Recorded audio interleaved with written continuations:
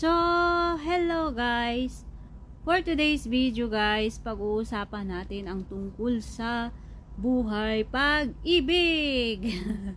So, ayan guys, bago ko sisimulan ang ating topic ngayon, huwag niyong kalimutan i-click ang notification bell para updated kayo sa bawat video na i-upload ko.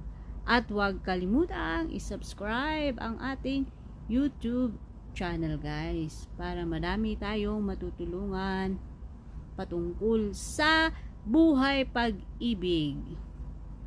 So ayan guys, ang ating topic ngayon guys, disclaimer lang to guys, based lang to sa aking nararamdaman at sa mga obserbasyon, sa mga naobserbahan ko guys. So ayan, dapat bang magbago ang nararamdaman natin sa isang tao? Asawa mo man, boyfriend mo man, o girlfriend mo man, dapat bang magbago ang nararamdaman natin sa kanila? So, ganito yun guys. Ang pagmamahal guys, o nararamdaman natin sa isang tao, hindi yan nagbabago. Kung nagbabago man yun guys, o kung magbabago man ang nararamdaman ng isang tao, yan ay talagang ginusto nila. Ginusto talaga yan nila guys. Hindi natin sasabihin na porke matagal nang nagsama o matanda na tayo ay nagbabago na. Hindi yan ang totoong dahilan guys. Ang totoong dahilan talaga ay ginusto niya na magbago o baguhin yung nararamdaman niya sa iyo o sa inyo. Alam nyo guys, ang totoong pagmamahal, hindi yan magbabago. Hindi yan nagbabago guys. Lalo na matagal na kayong nagsasama, dapat lalo nyong minahal o mahal ang isa't isa guys. So nagdidepende din kasi yan.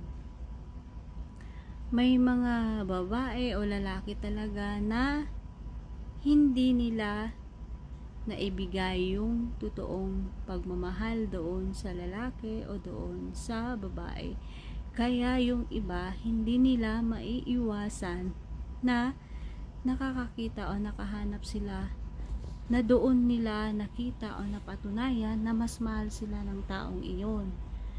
So yan guys, maniniwala talaga ako na nagbabago o magbabago ang nararamdaman o pagmamahal ng isang tao.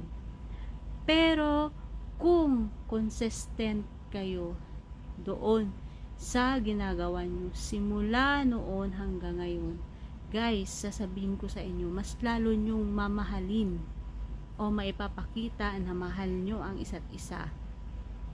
Pero kung noon ay malaki ang ipinagbago ngayon, talagang nababawasan o nawawala o nagbabago ang nararamdaman nyo sa isa't isa.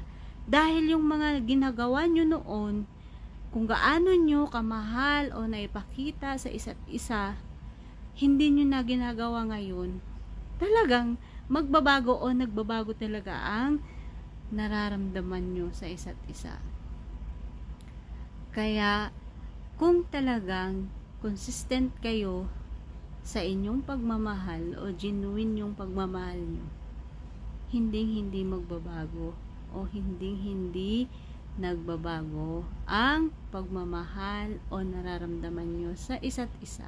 So ayan lang po guys, sana ay may natutunan kayo sa aking maikling video. Thank you for watching. Babu!